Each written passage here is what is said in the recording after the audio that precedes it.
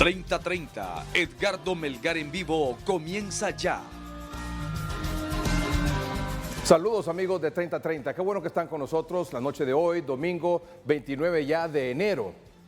Cuando vi ese calendario al inicio del mes, dije, enero tiene 5 domingos, 5 semanas, qué larga va a ser esta cuesta de enero. Pero mire, ya mañana es 30, martes 31 y miércoles 1 de febrero. Vamos rápido, vamos avanzando y vamos rápido aquí también en el programa. La Agenda 30:30 de hoy, 29 de enero de 2023. Elección de nuevos magistrados de la Corte Suprema de Justicia, claro, es un tema de números y no de nombres.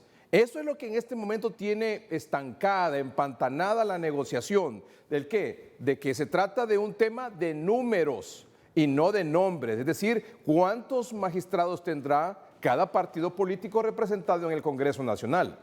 Otro tema también, las negociaciones están estancadas. Este fin de semana y desde el miércoles para acá, del miércoles 25 a hoy, 29 de enero, no ha habido ningún avance en las negociaciones para ir a una votación y tener nuevos magistrados de la Corte Suprema de Justicia. Otra pregunta también interesante sobre este tema. ¿Libre debe tener mayoría de magistrados? Como por ejemplo, si los tuvo el Partido Nacional en los últimos 12 años. ¿Libre debe tener mayoría de magistrados en la Corte Suprema de Justicia? ¿El PCH tendrá magistrados, 1 o 2 o ninguno? No hay elección, y esto es una cosa importante y positiva al mismo tiempo. No hay elección aún, no se han electo todavía a los nuevos 15 magistrados de la Corte Suprema de Justicia, pero tampoco hay crisis, lo cual es positivo y debe ser bien visto y valorado además. Luego, una vez que se elijan los 15 nuevos magistrados, ¿quién los va a juramentar? Y además, con la nueva Corte Suprema de Justicia, ¿siempre vendrá la Sisi a Honduras? Estos son los temas de esta noche aquí en 30:30, no se lo pierda porque tendremos mucha, pero mucha información con nuestros 3 analistas que conocen al dedillo este tema y que sin duda serán de mucha ilustración y orientación para todos nosotros esta noche. Saludo vía Zoom desde Bogotá, Colombia, al licenciado en Economía y analista político, don Héctor Soto. Buenas noches, don Héctor, bienvenido de nuevo. Buenas noches a usted y a toda la audiencia, Edgardo. Feliz noche. Gracias. Igualmente saludo por Zoom al abogado y doctor en Derecho Constitucional, el abogado Juan Carlos Barrientos. Buenas noches, doctor. Buenas noches, Edgardo, y buenas noches a todo su inmenso auditorio. Muchas gracias. Y aquí en el estudio me acompaña Miguel Calix, reconocido analista político de temas nacionales e internacionales. Don Miguel, bienvenido. Buenas noches, Edgardo. Buenas noches, Juan Carlos, Héctor. Saludos. Muy bien. Bueno, comenzamos con el primer tema de nuestra agenda. La elección de nuevos magistrados es un tema de números y no de nombres. ¿De acuerdo? No. Yo creo que es importante a quién se elige. Recordemos que el procedimiento de la Junta Nominadora hizo una evaluación de méritos, hizo una evaluación de currícula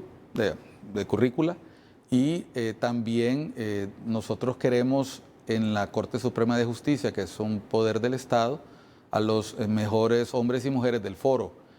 ¿A qué nos referimos con eso? No se trata solo de un órgano que imparte justicia, la última instancia para muchos temas nacionales, sino también un órgano donde se juega política.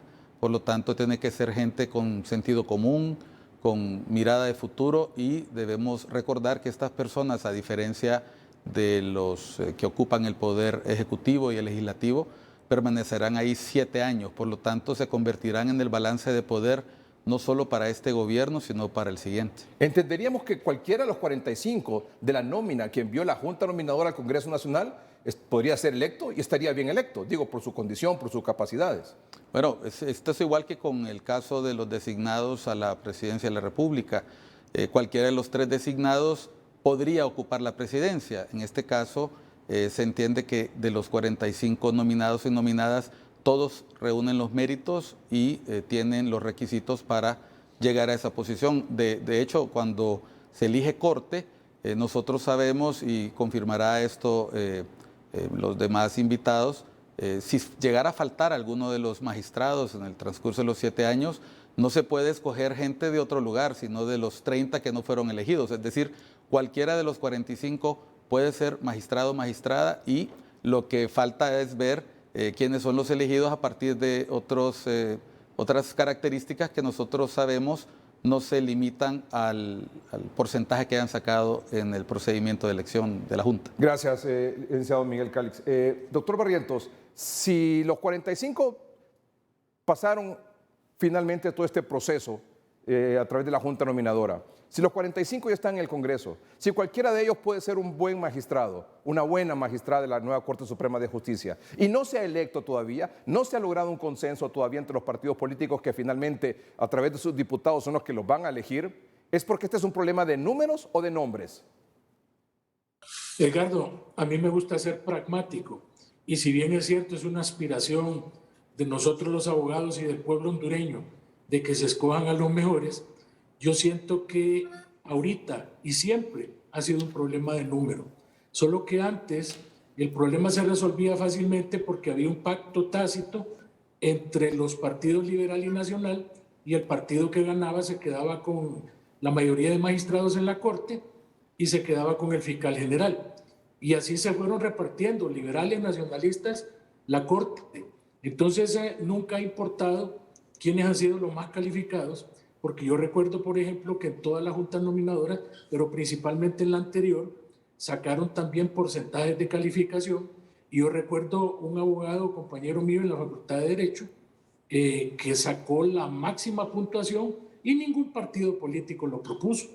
Entonces, como usted bien lo indica, los 45 están facultados, porque aquí no es cuestión de quién sacó la mayor nota o la mayor puntuación, sino que hay 45 que tienen exactamente los mismos derechos para poder optar a ser magistrados de la Suprema Corte.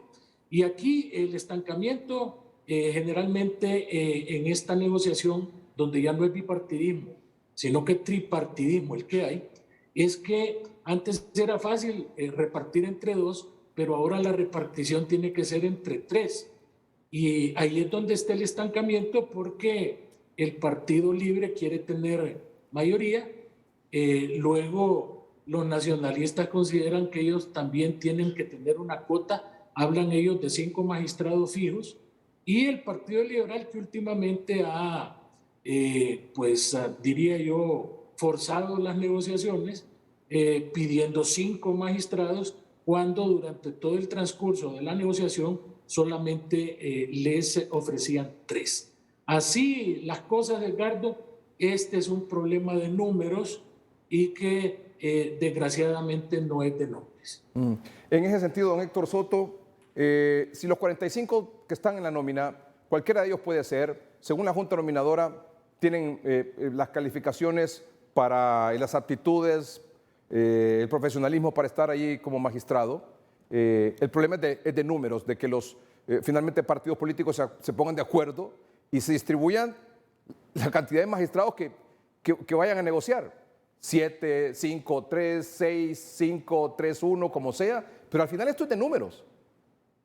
Sí, yo creo ahí, Edgardo, que es una mezcla de cosas, ¿no? Lo primero es que hay una barrera de entrada y eso lo definió la Junta Nominadora, y es que al menos en lo que es Honduras hoy, estamos en presencia de los mejores 45 candidatos y partiríamos de que eso pone ya un piso, y sobre ese piso uno supone de que vamos a escoger lo mejor. Sin embargo, en Honduras realmente esto lo que reafirma es que estamos frente a una partidocracia.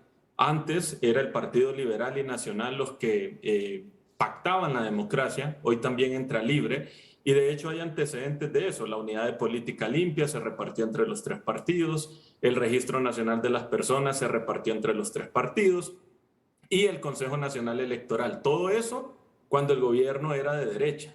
Hoy estamos por primera vez frente a un gobierno abiertamente de izquierda y esa práctica de pactar la democracia se mantiene, lo cual se reafirma. Sería interesante que hubiera unanimidad alrededor de los nombres, entendiendo que esto demanda una mayoría calificada, pero realmente lo que se está gestionando es unanimidad alrededor de las cuotas, y eso obviamente obliga a que cada partido trate de identificar o de concertar cuál es esa parte en términos de negociación que se merece, y a partir de eso poder identificar los nombres. Y si usted ve, también hay una relación importante, y es que esto es una transmisión del peso político que se obtuvo en el Congreso. Si usted obtuvo muchos votos, puede reclamar una cuota de magistrados grandes. Si usted no los tuvo o es mínima, ni siquiera entra en esa negociación. Entonces creo que interesante una junta nominadora que ciudadaniza este proceso de entrada y que trata de colocar los mejores perfiles. El desafío, pues un Congreso que se está abriendo a una elección donde no hay unanimidad alrededor de los nombres, sino que, como usted lo mencionaba, hay un entrampamiento porque no hay unanimidad alrededor de las cuotas y creo que ahí es lo problemático. Lo que sí hay un acuerdo, entiendo, don Miguel Cales lo puede reafirmar esta noche con la información que maneja el doctor Barrientos y don Héctor Soto, es que están todos claros de que la elección debe ser, y así lo establece la Constitución de la República, de entre la nómina que envió la Junta Nominadora, es decir, dentro de esos 45. No se puede sacar un nombre de la manga de la camisa. No, de hecho creo que a esta altura ese riesgo ya se eliminó. Hubo personas que dijeron, no, me eliminaron de la lista, y los medios especularon de que el Congreso podía hacer un procedimiento alternativo, pero no, sería contraproducente y en este momento no ocurre ese riesgo. Lo que sí, yo quiero aquí ponderar lo que ha dicho Juan Carlos y Héctor. Cuando yo me refiero a que es un tema de nombres, no soslayo el tema de los números. Evidentemente tiene que haber una nueva repartición en este ambiente. A mí me encantaría que fuera multipartidista, por razones que los colegas conocen, pero es tripartito. Y yo creo que esa es la nueva realidad política hondureña. Y es precisamente eso lo que dificulta el proceso, porque ha habido una tradición legislativa en la que el que gana la elección última pone la mayoría de magistrados, pero el problema es que si nos atenemos al tripartismo, lo correcto sería 5-5-5, y ahí opera el pragmatismo político del que habla Juan Carlos y del que habla Héctor.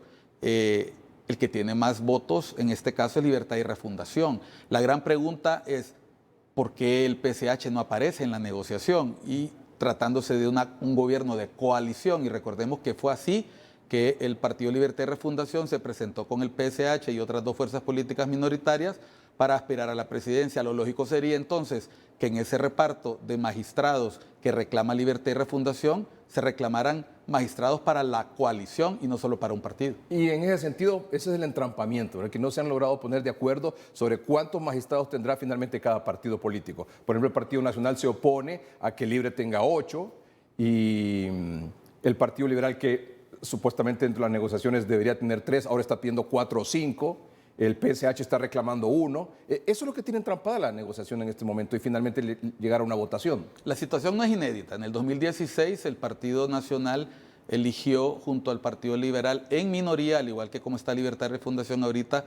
Recordemos que no se trata de la mayoría relativa que tiene relación con los demás partidos, sino que ha debido ocupar votos del PSH y el Partido Liberal para lograr la mayoría simple. Esa situación en el 2016 se saldó. Liberales 7, Partido Nacional 8, Libertad y Refundación no peleó un derecho ganado en las urnas para ser parte de la Corte, pero en esta ocasión, ¿quién nos dice que no podría hacer lo mismo con algún partido con que logre mayoría y repartirse 8-7? Eso podría ocurrir si la negociación llega a un punto muerto. En este momento no está en un punto muerto y las posiciones se endurecen. Yo creo que eso no va a ocurrir. ¿Algún comentario sobre ese tema, doctor Barrientos, don Héctor?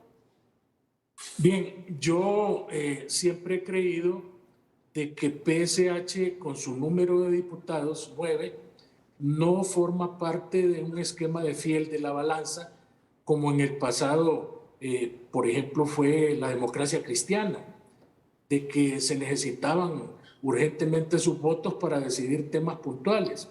En este caso particular, solo Libre y el Partido Nacional hacen 94 votos, es decir, muchísimo más de la mayoría calificada de 86. En cambio, el Partido Liberal y el Partido Nacional unidos no hacen ni tan siquiera los 86, ni aún sumando los 9 diputados que tiene el Partido Salvador de Honduras. De tal suerte entonces que en una simple matemática y en un análisis político serio, si yo no ocupo los votos del Partido Salvador de Honduras, ¿a cuenta de qué le voy a dar un magistrado? Es decir, el poder cuando se obtiene es para ejercerlo, no para regalarlo. Y se regala a través de una negociación cuando es altamente necesario.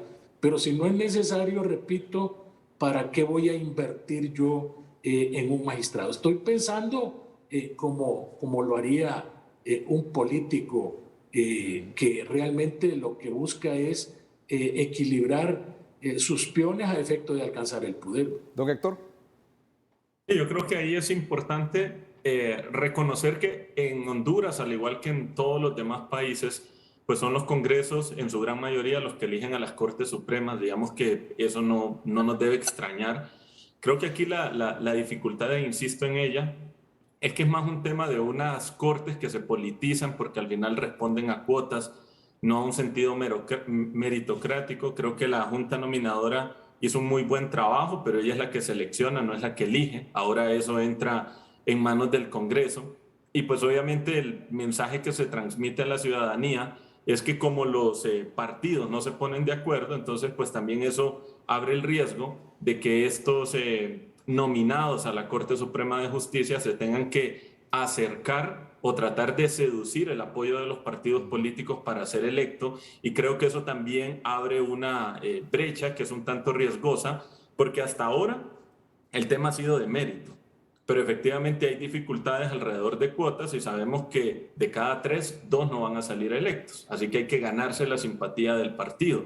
En la medida en que se gana la simpatía del partido y no son candidatos por unanimidad de todos los partidos, pues el mismo proceso se empieza a debilitar en el sentido que, repito, los candidatos tendrán que acercarse a los partidos y en ese sentido politizarse, y creo que eso reversa un poco el espíritu de este esfuerzo, pero creo que ahí está también parte del entrampamiento, ¿no? Le pregunto a nuestros invitados de esta noche, siguiendo las manecillas del reloj, don Héctor, ¿con un sí o con un no? Después la reflexión. ¿Con un sí o un no? ¿Libre debe tener la mayoría de magistrados en la Corte Suprema de Justicia? ¿Un sí o un no? No. ¿Doctor Barrientos? Yo creo que sí, porque tienen después del análisis. Después del análisis. ¿Sí o no? Sí. Sí. ¿Sí debe tener? Sí. ¿Don Miguel? ¿Sí o no? ¿Sí? ¿Sí debe tener mayoría? ¿Sí? ¿Libre? Ha sido la tradición legislativa en Honduras. El que gana tiene mayoría. Ya regresamos. Usted está viendo 30-30 con Edgardo Melgar en vivo.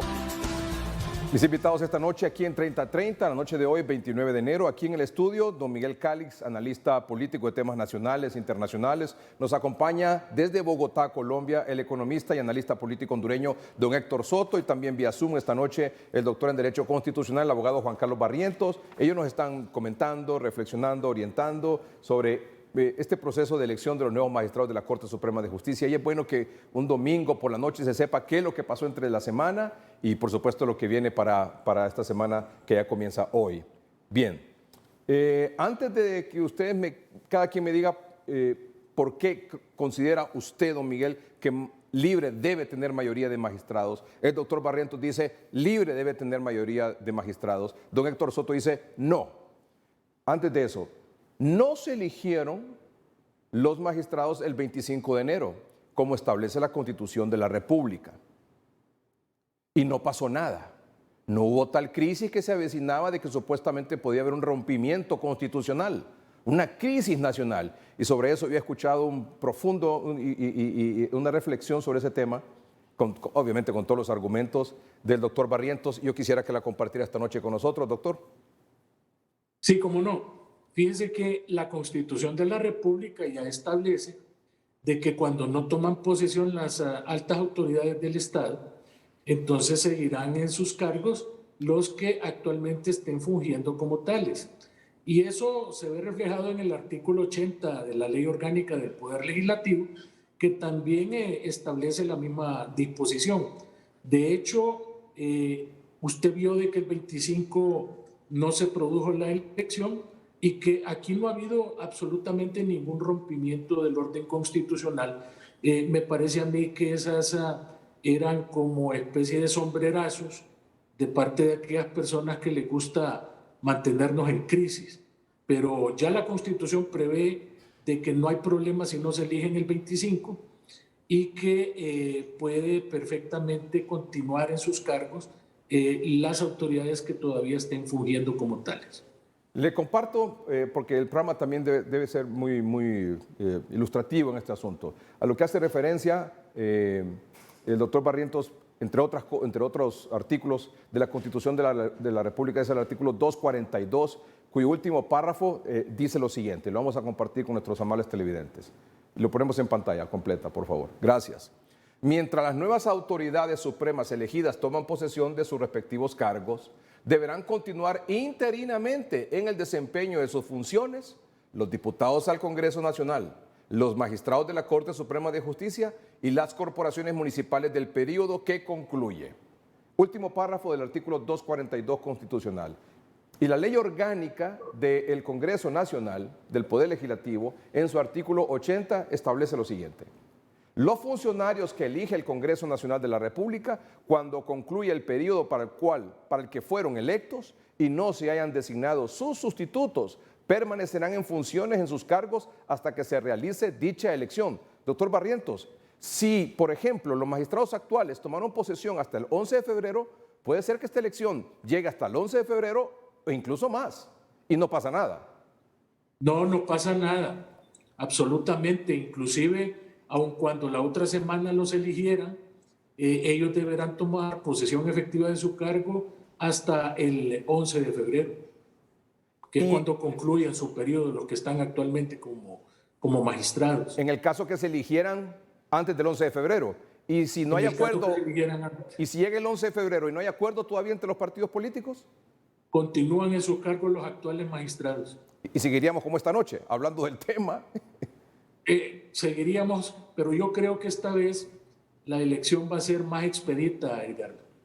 Ya no va a ser el uno por uno, sino que quizás ya estén de acuerdo todos, porque como hemos hablado aquí, el problema es de que se pongan de acuerdo en los números. En los nombres entiendo que hay un acuerdo tácito entre los partidos políticos de que no van a vetar a sus candidatos a magistrados, o quizás haya uno o dos que no acepten, que proponga un partido y no lo acepte el otro, pero quizás se presente una sola planilla, una sola nómina de los 15 y finalmente se vote por unanimidad por todos.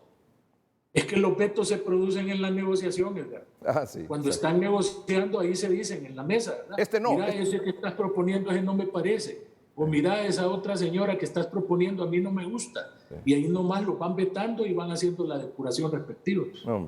Okay. O sea que para que cuando ya llegue la planilla, al final sean electos por 86 votos. La planilla de 15. Muy bien. Yo siento que esta vez va a ser por planilla. Bueno, entre más rápido mejor. Doctor Barrientos, ¿por qué usted dice que el Libre debe tener mayoría de magistrados en la Corte Suprema de Justicia? Porque como bien dice el buen amigo Miguel Cálix Martínez, en Honduras ha habido una tradición de que debe tener mayoría en la Corte Suprema el partido que ganó el proceso electoral. De tal suerte entonces que por eso creo que el Libre debe tener mayoría. Sin embargo, hay oposición a darles mayoría absoluta con 8 magistrados, porque como dice don Héctor Soto, es un partido abiertamente de izquierda, aunque ellos lo maquillan diciendo que son partido socialista, dice socialdemócrata. No hay confianza, Edgardo. No hay confianza porque se cree que a través de la Corte Suprema, como ya en el pasado ha ocurrido, han usado la Sala de lo Constitucional, por ejemplo, con fines aviesos, y si no recordemos cuando aprobaron de manera ilegal la reelección del anterior presidente Juan Orlando Hernández. Entonces ahorita también es una situación de confianza que no permite que se haga lo que se hacía en el bipartidismo, de darle la mayoría al que ganó el proceso. Pero aquí yo creo que el Libre merece de 7 a 6 magistrados. Doctor Soto, su argumento. ¿Por qué no? Esto es un tema de contrapesos, Edgardo. Yo creo que un presidente necesita mayoría en el Congreso para gobernar, porque si no estaría obstruido, pero no creo que un presidente necesite mayoría en términos de justicia para poder hacerlo. Creo que son dos cosas diferentes. Efectivamente, la tradición apunta a que el que esté en el poder se quede con la mayoría, pero creo que aquí el espíritu no debe ser fortalecer partidos, sino fortalecer instituciones democráticas y realmente construir verdaderos contrapesos. De hecho, pues la democracia hondureña permanentemente va en ciclos de subida y de bajada. Creo que ahorita hay una oportunidad de fortalecer la democracia. Primero, Estamos frente a un proceso de nominación que goza del respaldo de la comunidad internacional y eso es importante. Por el otro lado, tenemos una ciudadanía que tiene muchas expectativas de que esto funcione. Entonces, no solamente se trata de lo que se elige, sino de lo que viene después. Y en ese sentido, creo que la búsqueda del poder absoluto por la historia reciente del país no es necesariamente sano y frente a una autoridad que va a estar en este gobierno y el siguiente, lo más sano es no garantizar mayorías para el que está en el poder. Don Miguel Calix Martínez, usted dice sí, Libre debe tener mayoría de magistrados en la Corte Suprema de Justicia. ¿Eso sí, con un pero o sin pero? Con pero.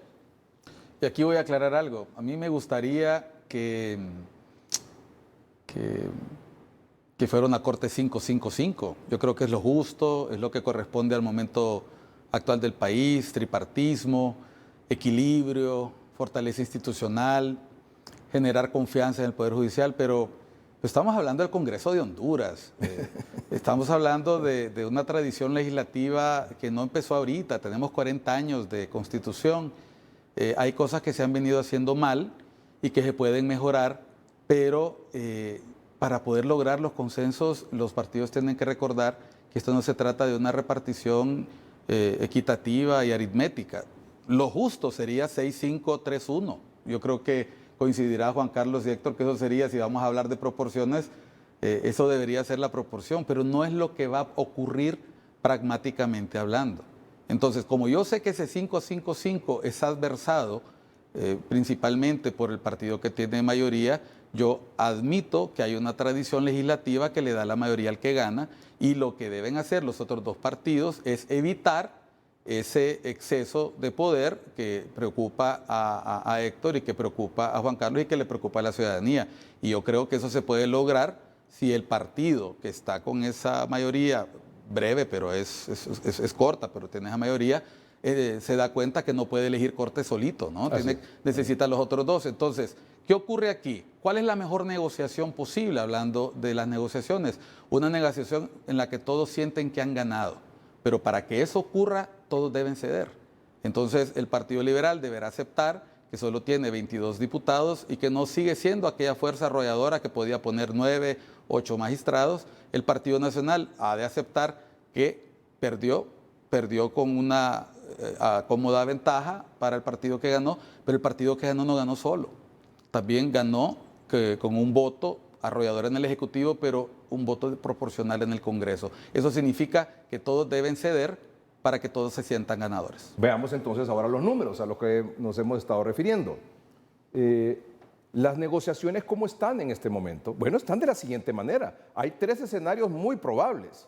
No sabemos si finalmente va a ser uno de estos 3 o si va a aparecer algún escenario adicional. El primer escenario, Libre con 7 magistrados. El Partido Nacional con 5, el Partido Liberal con 3. Ese es un escenario. El otro escenario es 6 del Partido Libertad y Refundación, 5 del Partido Nacional y 4 del Partido Liberal. Y un tercer escenario es 6 del Partido Libertad y Refundación, 5 del Partido Nacional, 3 del Partido Liberal y 1 para el Partido Salvador de Honduras.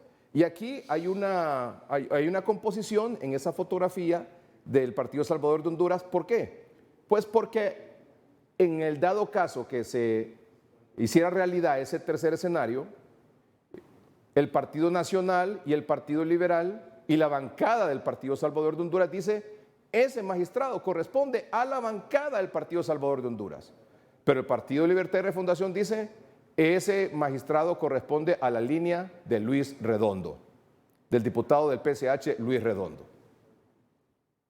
Así que nos dejamos con eso en pantalla, me pone las 4 pantallas, pero me pone esa gráfica y me dice el doctor Barrientos por cuál se inclina, ¿cuál cree que va a pasar?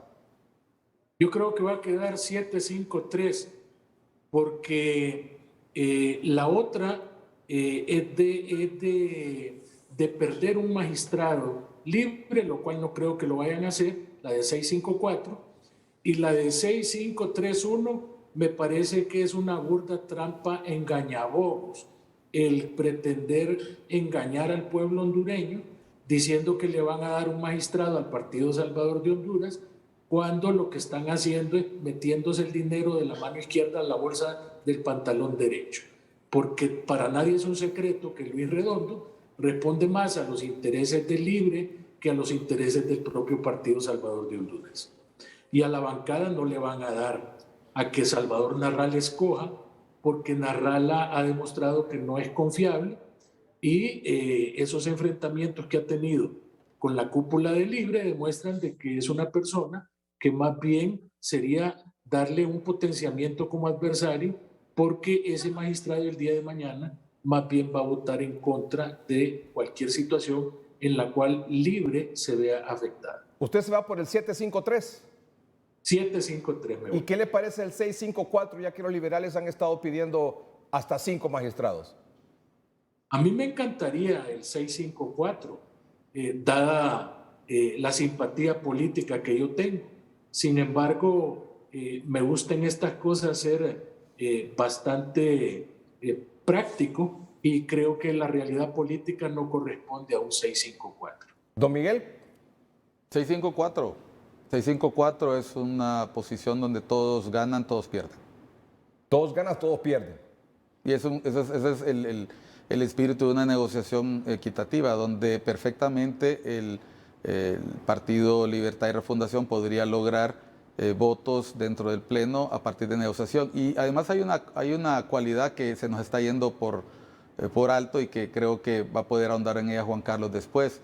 Es el tema de la integración de las salas. El 654 garantiza que el Partido Liberal tenga al menos un magistrado en cada sala. Recordemos que las salas son 5 en la constitucional, 3 en la penal, 3 en la laboral administrativa y 3 en la civil. Y eso es lo justo para poder tener participación en la administración de justicia en todas las áreas que corresponde. Tener 3 significa que el partido automáticamente renuncia a la posibilidad de estar en una sala, y eso es delicado no solo para los intereses del partido, sino para los intereses de la nación. La última, ya lo ha mencionado Juan Carlos, me parece impráctica, porque ya hemos podido ver que la misma bancada del PCH adversa a ello, y el Partido Nacional rotundamente ha dicho que no apoya esa posición. Por eso es que me inclino yo a la 654, porque eso garantiza que los 3 partidos puedan estar representados en las 4 salas.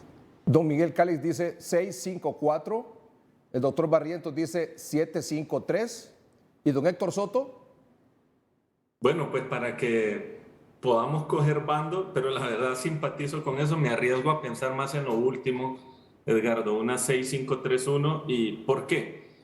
Por un lado, si uno lo ve, un 654 deja Libre muy en desventaja en una relación 6-9, lo cual me parece que no les interesaría mucho. Me inclino más por lo otro, por 2 puntos. Al final, esto también implica ir pensando en las próximas elecciones. No creo que a Libre le interese un fortalecimiento o darle más peso al Partido Liberal. Creo que de cara a los votos ellos buscarán seguir absorbiendo eso. Y en el caso de el PSH, pues también ahí hay un punto interesante, y es que ese electorado, de alguna manera Libre tiene que preservarlo, no necesariamente al líder natural, porque está clara la fisura, pero sí ese electorado hay que tratar de atraerlo. Ya se cumplió, porque acordemos que es un partido libre que no tiene formalmente la presidencia del Congreso. Entonces me imagino que como gobierno de coalición también deberán pensar en la gobernabilidad interna del partido. Me arriesgaría a pensar más en ese escenario, un 6-5-3-1. Sé que es difícil, pero por lo menos desde la intencionalidad de quien está en el poder, creo que Libre lo buscaría. Don Miguel, doctor Barrientos, ¿no le ven posibilidades a que PSH, ya sea de la línea de la bancada o de la línea de Luis Redondo, tenga un magistrado? Yo no le veo posibilidades, Edgardo. Yo creo que va a depender por las razones que antes anoté. Es decir, ellos no son el fiel de la balanza en una elección, y con un magistrado, siento disentir de Héctor, con un magistrado usted no va electoralmente a atraer a los votantes del Partido Salvador de Honduras. Más bien ellos se consideran burlados porque no se les ha cumplido muchos de los aspectos que fueron negociados, y definitivamente esa fisura, esa fractura va a ahondarse más bien en el transcurso del gobierno, y es evidente que no toman en cuenta a Narral, y la prueba última más palpable es que ni tan siquiera le cursaron invitación para la inauguración de la legislatura el 25 de enero. Así que creo yo que no hay posibilidades de eso. Pero fíjese, doctor Barrientos y don Miguel, que no le dan probabilidades al PCH. Me hace una acotación un amable televidente y dice: sin embargo, la proporción de los diputados en el Congreso Nacional correspondería a 6, 5, 3, 1. Es lo que estaba mencionando hace un rato. Pero es que yo quiero aclarar aquí que a mí me gustaría que fuera 5-5-5 y que fueran los mejor calificados y que pudiéramos eliminar parentescos. Y después se queda con el 6-5-3-1. Pues sí. Pero finalmente dice, la realidad va a ser otra. La realidad va a ser otra. O sea, yo quiero que la gente entienda que lo que nosotros decimos no necesariamente es lo que nosotros quisiéramos. O sea, es lo que nosotros estamos viendo. Por eso es que el doctor Barrientos insiste, yo voy a ser práctico en este asunto. Y nosotros también con Héctor. Y de Héctor creo que si nos ponemos y tiramos los naipes sobre la mesa, Héctor sabrá que ese 6-5-3-1 es improbable, pero es deseable. Y yo creo que hay que decir lo que es deseable. Es más, lo deseable sería, para mí, que la Corte no tuviéramos que estar hablando de banderas aquí. Y que estuviéramos preocupados más bien por aspectos de honorabilidad, de cómo sean estos individuos, hombres y mujeres, cómo se han pronunciado sobre los grandes temas de la vida nacional en el pasado, y no por lo que hayan hecho ante una junta nominadora, que dicho sea de paso, no sé si coinciden mis amigos Juan Carlos y Héctor, para mí el modelo de la junta nominadora tiene que revisarse porque no está funcionando bien. Héctor, cierro con usted por alusión de Miguel.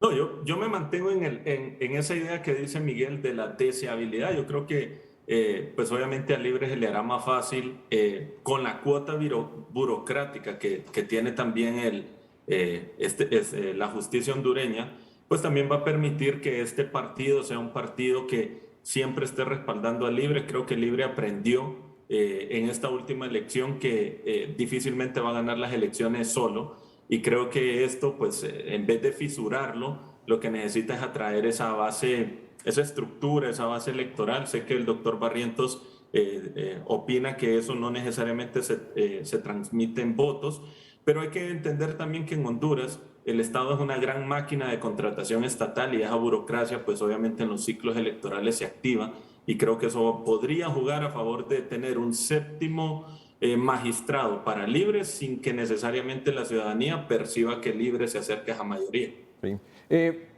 Doctor Barrientos, ¿son juramentados o toman promesa de ley? Son juramentados los magistrados, ¿verdad?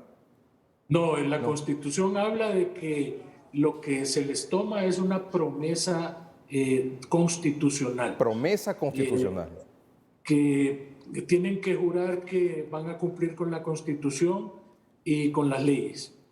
Prometen ser fieles a la República y cumplir con la Constitución y las leyes. Esa promesa constitucional, la Constitución habla, por ejemplo, de que en el caso del presidente de la República la tiene que rendir ante el presidente del Congreso, o si este no se encuentra presente, ante el presidente de la Corte, y si este no se encuentra presente, entonces ante un juez del país, que fue lo que ocurrió en la toma de posesión de la presidenta doña Xiomara Castro. Luego no hay una referencia de quién le debe de tomar la promesa a los magistrados de la Corte Suprema, pero en los 40 años que tenemos de constitucionalismo, con esta Constitución, los funcionarios que eligen en elecciones de segundo grado el Congreso Nacional, siempre les ha tomado la promesa de ley el presidente del Congreso. Sin embargo, el artículo 206 de la Constitución dice que las facultades del Congreso son indelegables, excepto la de tomar la promesa constitucional a los funcionarios que elijan. De tal suerte que ahí prácticamente están abriendo la puerta para que pueda cualquier otra persona, que en este caso idóneo sería un juez, tomarles la promesa constitucional a los magistrados. Pero un momentito, ahí sí usted demuestra por qué está aquí y por qué es doctor en Derecho Constitucional. El artículo 206 de la Constitución establece que las atribuciones del Poder Legislativo son indelegables. Solo la toma de promesa constitucional, esa sí la pueden delegar. Esa sí la pueden delegar.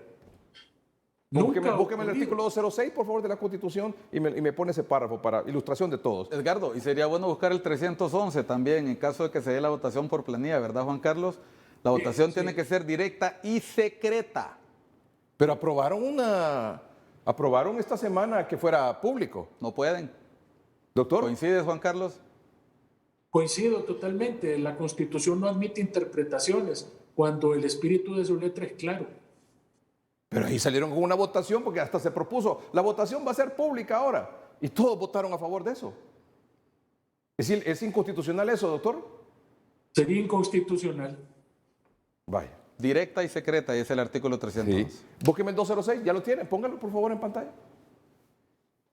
Dice, las facultades del Poder Legislativo son indelegables, excepto la de recibir la promesa constitucional a los altos funcionarios del gobierno de acuerdo con esta Constitución.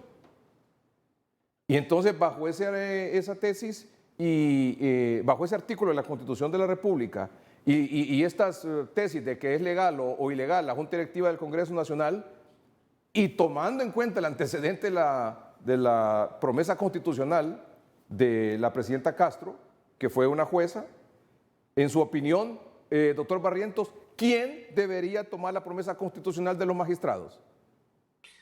Como yo he mantenido siempre la ilegalidad de la Junta Directiva, porque ahí no está ilegal el presidente, ahí está ilegal toda la Junta Directiva, y para no contaminar la promesa constitucional, para mi criterio debería de hacerlo un juez. Y ¿quién mejor ellos ahí en la Corte Suprema de Justicia que a su despacho llamaran a un juez y que ahí nomás el juez le procediera a tomarle la promesa constitucional? Porque no hay tal ilegalidad en la elección, porque quien elige a los magistrados es el Pleno del Congreso Nacional, no es la Junta Directiva.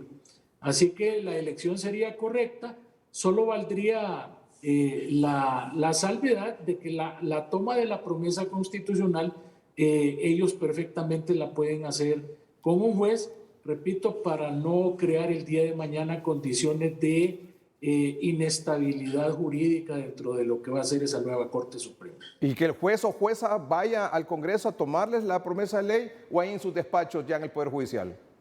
Pues yo creo que debería de ser en sus despachos, porque no creo que el presidente del Congreso autorice la entrada de un juez a que vaya a hacerles la toma de la promesa constitucional. Conociendo las actuaciones que ha tenido el señor Redondo, no creo que él permita que a sus propias barbas llegue una jueza o un juez a tomar esa promesa constitucional. ¿Qué pasa si no es así como usted lo está manifestando, doctor Barrientos?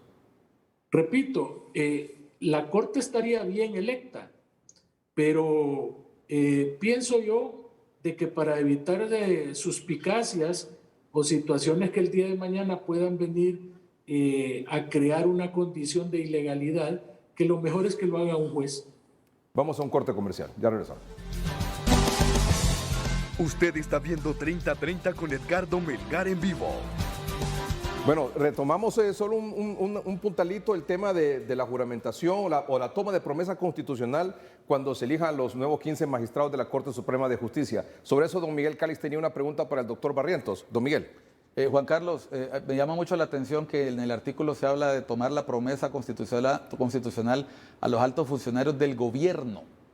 Lapsus de los constituyentes, porque en todo caso sería altos funcionarios del Estado. El gobierno, tú y yo sabemos que normalmente es la forma en que nos referimos a los miembros del Poder Ejecutivo. Sí, tenés toda la razón, Miguel, es un lapsus, porque cuando estaba yo revisando las actas de las deliberaciones del Poder Constituyente, de la Asamblea Constituyente, hablaban de altos funcionarios del Estado, porque gobierno propiamente es nada más el Poder Ejecutivo. Así que fue un lapsus, sin embargo, ahí no hay una prohibición expresa de que se pueda tomar también por analogía la juramentación de un juez al presidente, que es un poder del Estado, a un poder judicial que también es otro poder del Estado. Es decir, si se facultó en la misma Constitución de que un juez pudiera tomar la promesa constitucional del presidente, entonces quiere decir que analógicamente cabría también que un juez pudiera también tomarle la promesa a otro poder del Estado. De hecho, lo hace con el caso del Poder Ejecutivo, ¿no? Así es, sí. Pero, ¿tendría que ser un juez o una jueza o puede ser otra persona?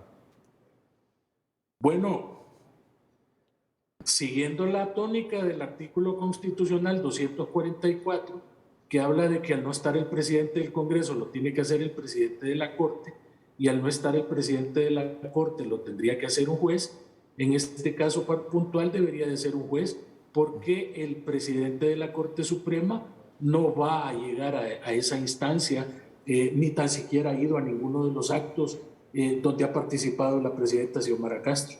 Pero entonces, para salir de la duda claramente, dice, ¿son los magistrados altos funcionarios del gobierno? No, del Estado. Del Estado. Entonces, si nos vamos así a palabra por palabra a lo que dice ese artículo 206, el legislativo no puede delegar la toma de la promesa constitucional de los magistrados, porque los magistrados no son altos funcionarios de gobierno. Pero los ha juramentado en el pasado. De hecho, la actual Corte fue juramentada por el presidente del Congreso. No, me refiero que no lo puede delegar. No. Por eso, entonces, si no lo puede delegar, tendría que ser la Junta Directiva actual. Y ahí entramos en otro... Doctor Barrientos, ¿cómo estamos con esto? Lo que pasa, Edgardo, es que es evidente de que ahí fue un lapsus al momento de la redacción, porque no tiene sentido ni lógica jurídica que el presidente del Congreso ande juramentando a los altos funcionarios del gobierno, porque quien los juramenta es la presidenta de la República, y al no haber presidente está un designado, y al no haber un designado está el ministro de Gobernación. Entonces no encuentro la conexión lógica jurídica de que tenga el presidente del Congreso andar juramentando a ministros o secretarios de Estado del Poder Ejecutivo. Sí. Por lo tanto, es evidente que en vez de gobierno, lo que realmente debió de haber sido escrito, y lamentablemente nunca se produjo la fe de ratas, era alto funcionario del Estado, porque eso sí tiene una comprensión más lógica. Muy bien, vamos ahora entonces a los nombres. Hemos hablado mucho ya y aterrizado sobre el tema de los números. Vamos ahora a los nombres. ¿Quiénes se mencionan dentro del Partido Libertad y Refundación para magistrados de la próxima Corte Suprema de Justicia? Aquí están: Sonia Marlina Dubón Villeda, Rebeca Lisset Raquel Obando, Roy Pineda Castro, Mario Rolando Díaz Flores, Rubén Esperanza Galeano Barralaga, José Ricardo Pineda Medina. ¿Algún comentario, don Héctor Soto? ¿Estamos bien? Sí, creo que son personas afines al partido, y creo que, pues digamos, tienen el respaldo de ellos. Muchos de ellos, pues sí, tienen incluso una conexión desde el gobierno cuando estuvo en su momento Mel Zelaya. Entonces no son nombres que resulten extraños en todo caso. Muy bien. Doctor Barrientos, ¿le merece algún comentario? No, tampoco. Coincido con Héctor. Son personas ligadas al Libre. Al único que no conocía yo era al abogado Pineda, pero los demás son evidentemente personas ligadas desde antes al partido de gobierno. Don Miguel. Sí, por los nombres que se han mencionado, algunos de ellos estaban vinculados en el pasado al Partido Liberal, y nosotros sabemos de dónde viene Libertad y Refundación, así que no hay sorpresa. Muy bien, no hay sorpresa. Vamos al Partido Nacional, si es posible, por favor, en pantalla completa. Gracias, muy amable. Partido Nacional: Gaudí Alejandra Bustillo Martínez, Ani Belinda Ochoa Medrano, Isbela Bustillo Hernández, Luis Fernando Padilla. Ahí hay 4. Como las negociaciones están, que serían 5, el número 5 está entre Danelia Ferrera, Marvin Espinal Pinel y Francisco Javier Mejía, aunque alguna información recibida por este programa indica que Marvin Espinal Pinel llevaría la delantera para convertirse en el 5º magistrado del Partido Nacional en la nueva Corte Suprema de Justicia. Don Miguel. Bueno, varios de ellos han ocupado posiciones, incluso propuestos por el Partido Nacional. Misma observación. referirnos ya a dónde han estado y cómo han estado. Yo creo que el simple hecho de que nosotros podamos ponerle sombrero a los candidatos nos indica que a los nominados nos indica que ese es un factor clave a la hora de elegir. ¿Es así, no, Juan Carlos, Héctor?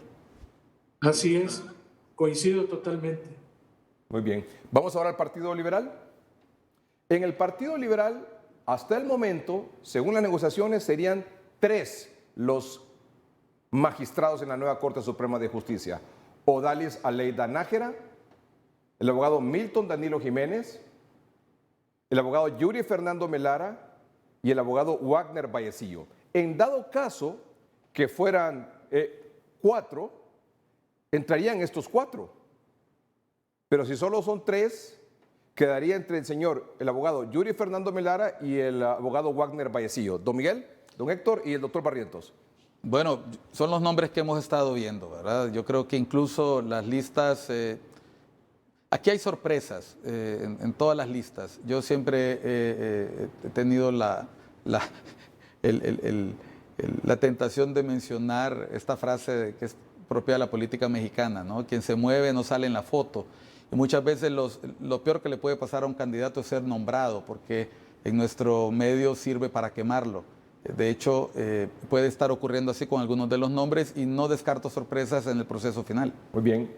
Doctor Barrientos, ¿le parecen estos nombres? ¿Esos son los que usted ha escuchado, los que usted ha visto? Son los nombres que nosotros hemos escuchado y de igual manera, ¿verdad? Un clásico de la política, como bien dice Miguel, es que al que asoma la cabeza antes de la elección es al primero que se la cortan. Así que muchas veces ha servido eso más bien para deshacerse de contrincantes políticos. Los empiezan a promocionar y de ahí empiezan entonces las triquiñuelas para tratar de votarlos.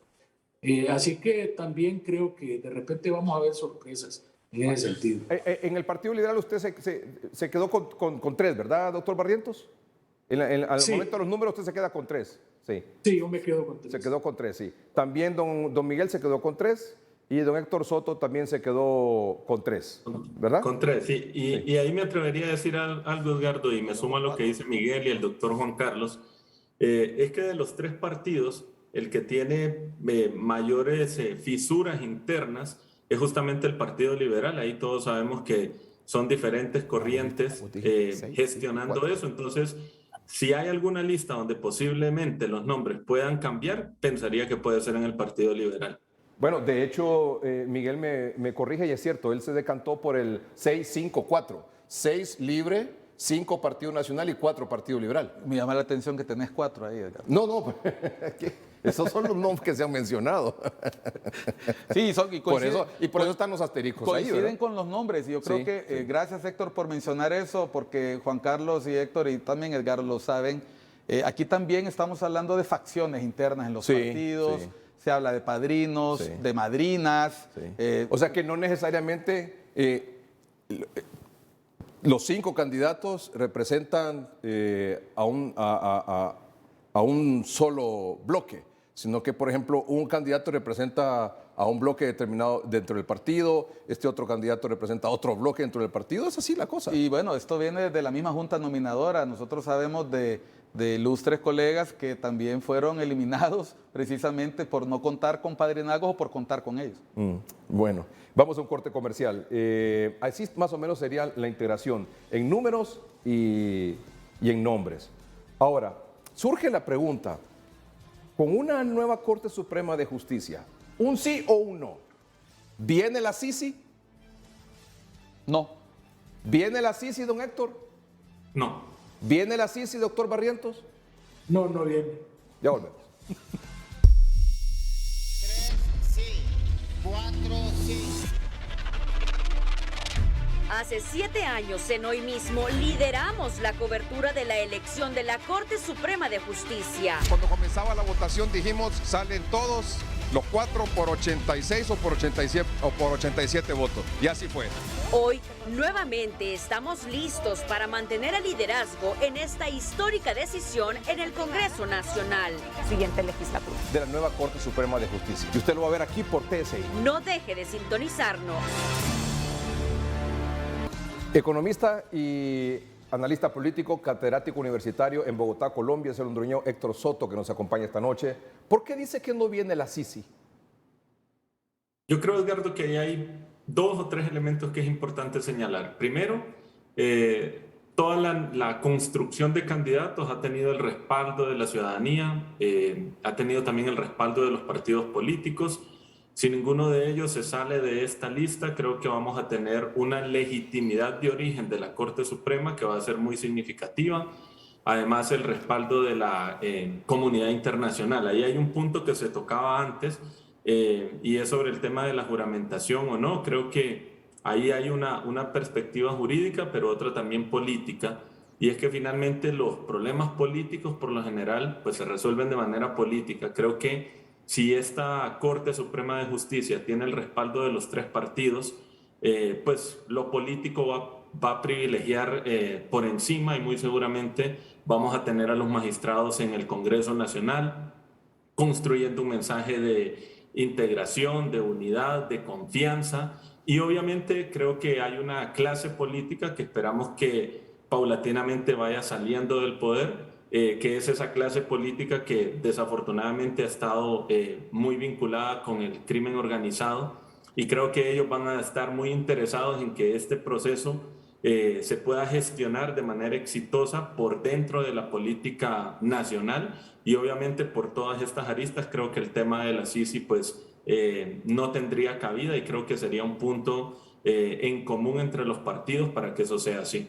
Doctor Barrientos, ¿por qué usted dice que no viene la Sisi? Yo le preguntaba en relación a que habrá una nueva Corte Suprema de Justicia y usted cree que esto puede ser un hándicap para que venga o no venga la Sisi al país. Es que yo creo, Edgardo, que la venida de la Sisi no está tan condicionada al tema de la elección de la Corte, porque como bien dice Héctor, políticamente está cubierta cualquier situación que pueda en determinado momento venir a empañar la elección. Es decir, los partidos simplemente se van a poner de acuerdo en los números y finalmente van a proceder a la elección de conformidad con todos los protocolos de elección que establece la Constitución. El problema para mí es que la Sisi es una misión que no viene de la OEA, como la MASI. Esta es una misión que viene de Naciones Unidas. Y la única vez que Naciones Unidas ha mandado una misión similar a la región fue cuando la mandó a Guatemala. Y en Guatemala tenían facultades de poder ellos presentar directamente, sin asistencia de la Fiscalía guatemalteca, requerimientos fiscales. Es decir, allá más bien se creó la Sisi como una paralela prácticamente de la Fiscalía guatemalteca. Y llegaron a tener tantísimo poder que muchas veces habían problemas con la misma presidencia y el Poder Ejecutivo de Guatemala por la preponderancia que llegó a alcanzar el fiscal Iván Velázquez, perdón.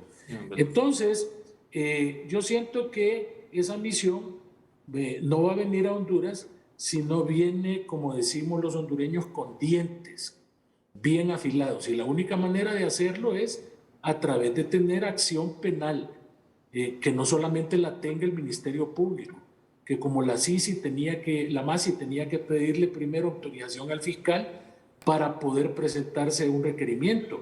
La MASI únicamente tenía facultades de investigación, de acompañamiento, y bajo esas condiciones no creo yo que venga una misión de Naciones Unidas. Por otro lado, con una amnistía como la que se recetaron el año pasado, amplia e incondicional, incluyendo una barbaridad de delitos no políticos, me parece a mí que es venir limitando la actuación de la misión, porque habrá un montón de gente que se va a amparar en ese manto protectivo.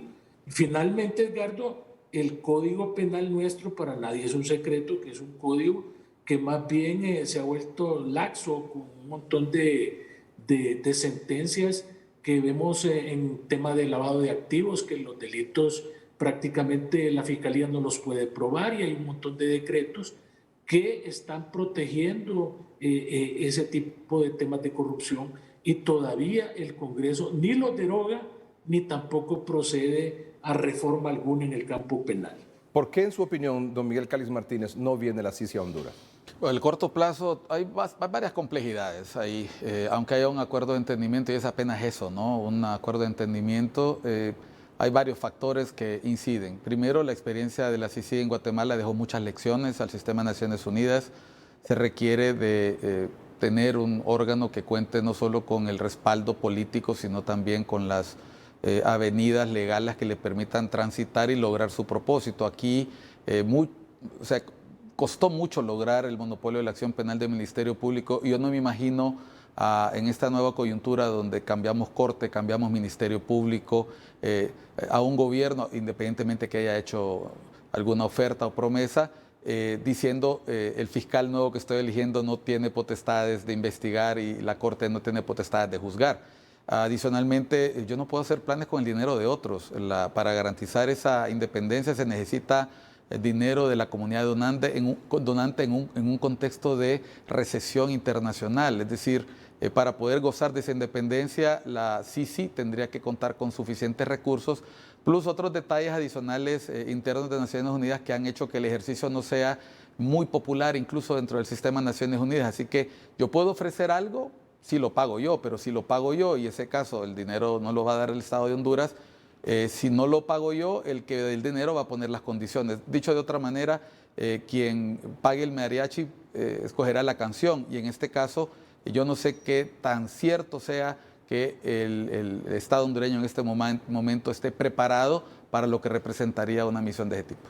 Muy bien, gracias don Héctor, gracias Miguel, gracias doctor Barrientos. Volvemos para cerrar el programa de esta noche.